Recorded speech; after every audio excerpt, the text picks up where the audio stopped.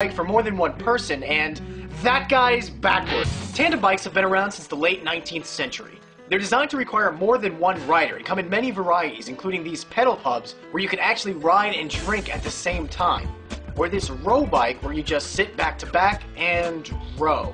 For a one-man backwards ride, there's this homemade creation where you actually pedal backwards to go forwards.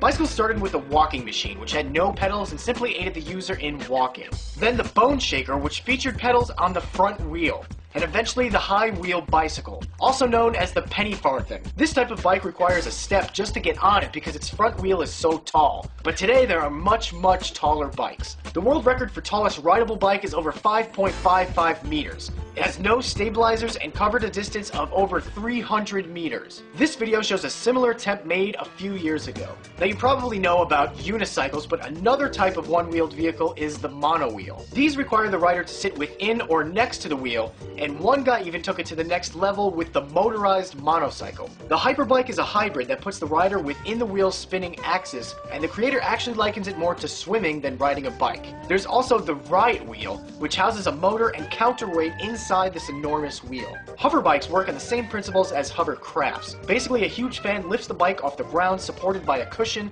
and propels it forward. Quadricycles have been around since the 1850s, and tricycles typically look like this, but can also look like this. There's also the Jetrike, which employs a tilt mechanism with a self-centering geometry. Now you can motorize bicycles with things like power drills, or just redesign the classics like this hubless wheel prototype. The Lunarctic features a large hubless wheel in the back, with the working parts inside, and a smaller wheel in the front for added maneuverability, but maybe not as maneuverable as the skate bike, or the skate cycle.